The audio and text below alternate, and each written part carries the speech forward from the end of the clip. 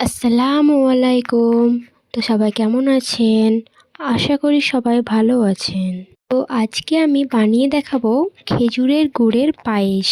এইভাবে পায়েস বানালে পায়েস কিন্তু একদম মুখে লেগে থাকবে।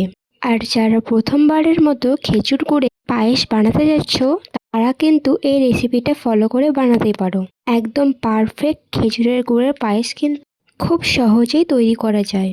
তাহলে চলো আর কথা না বাড়িয়ে দেখে নিই কীভাবে এটা বানানো যায়।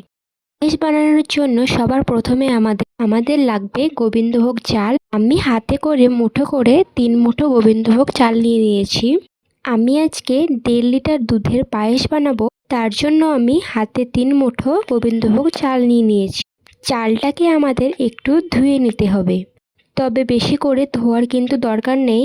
গোবিন্দভোগ চাল সেটা একবার ধুয়ে নিলে চলে যায়। তাছাড়া চালের মধ্যে একটু নোংরা থাকে, তার জন্য একবার ধুতেই হবে। বেশি ধুলে কিন্তু হবে না, বেশি ধুলে চালের মধ্যে যে সুগন্ধি থাকে সেটা চলে যাবে। সেটা যাতে না হয় তার জন্য একবার চালটা ধুয়ে চালটা ধুয়ে আমি জলটা ফেলে দিয়েছি।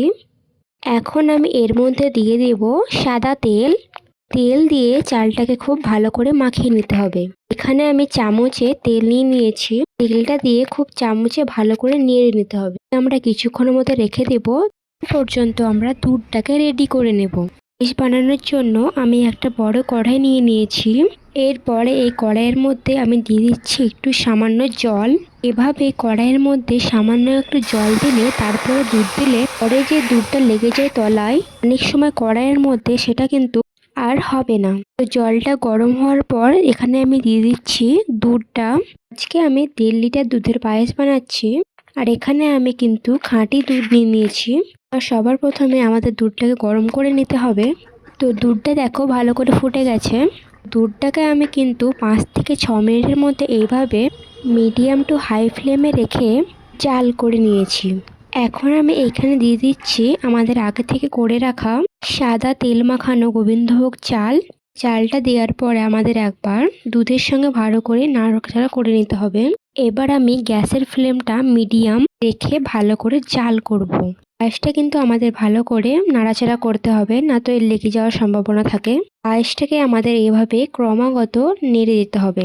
এখানে আমি 15 মিনিট মতো পায়েসটাকে এইভাবে রান্না করব। দেখো দুধের যে কোয়ান্টিটিটা সেটা একদম কমে গেছে। এখন আমি পায়েসের চালটাকে চেক করে নেব, দেখবো এটা সেদ্ধ হয়েছে কিনা। দিয়ে একটু দেখবো সেদ্ধ হয়েছে কিনা, খুব যাতে সেদ্ধ হয়ে না যায় তার আগে আমাদের গুড়টা অ্যাড করে নিতে হবে। খুব বেশি সেদ্ধ হয়ে গেলেও কিন্তু পায়েস খেতে ভালো লাগে না। তো এখানে আমি নিয়ে নিয়েছি খেজুরের গুড়। গুড়ের পরিমাণটা কিন্তু নিজেদের ইচ্ছা মতো দিতে পারো, যার যেমন মিষ্টি খাওয়া পছন্দ সে সেরকমই। সময় কিন্তু আমি গ্যাসটাকে অফ করে নিয়েছি। অনেক সময় দেখা যায় দুধের মধ্যে গুড় দিলে দুধটা কেমন হয়ে যায়, সেটা যাতে না হয় তার জন্য আমি গ্যাসটা আগে বন্ধ করে রেখেছিলাম। এবার আমি খুব ভালো করে গুড়টাকে মিশিয়ে নেব। যখন গুড়টা সম্পূর্ণভাবে দুধের সঙ্গে মিশে যাবে তখন আমাদের গ্যাসটাকে অন করে দিতে হবে। এটা মিশতে খুব একটু বেশি সময় লাগবে না, কারণ দুধটা আগে থেকেই গরম হয়েছিল। একটু নাড়াচাড়া করে আমি এবার গ্যাসটাকে অন করে দিচ্ছি। গ্যাসের ফ্লেমটা একটু বাড়িয়ে দিয়ে 5 থেকে 6 মিনিটের মতো জাল দিতে হবে। যতক্ষণ দুধটা গরম হচ্ছে আমি নিয়ে নিয়েছি গুঁড়ো দুধ গুলে। আর এদিকে আমি দুধটাকে 5-6 মিনিটের মতো জাল করে নিয়েছি। আর আমি এই গুঁড়ো দুধের মিশ্রণটা এই পায়েসের মধ্যে খুব ভালোভাবে দিয়ে দেব। 5 থেকে 6 মিনিটের মতো হাই ফ্লেমে দুধটাকে জাল করব। দুধটা দিলে পায়েসে একটা খুব সুন্দর টেস্ট আসে। চাইলে আপনারা এটা স্কিপও করতে পারেন। তোমরা এখানে কাজু, কিশমিশ, বাদাম আরও কিছু অ্যাড করতে পারো। ভালো লাগে না, আমার মনে হয় খেজুরের গুড়ের পায়েসে কিছু না দেওয়াই ঠিক। নর্মালভাবে বেশি ভালো লাগে খেতে। তো তোমাদের ইচ্ছা মতো তোমরা করতেই পারো।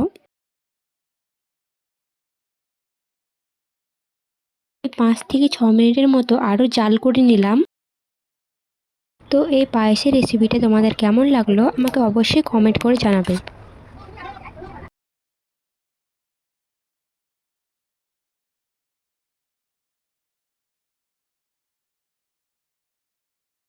তোমাদের ভালো লাগে এই রেসিপিটা তাহলে তোমরা বাড়িতে একবার ট্রাই করবে, দেখবে খুবই মজা লাগবে, সুস্বাদু। ভালো লাগলে আমার চ্যানেলটাকে সাবস্ক্রাইব করে দিও, লাইক করে দিও।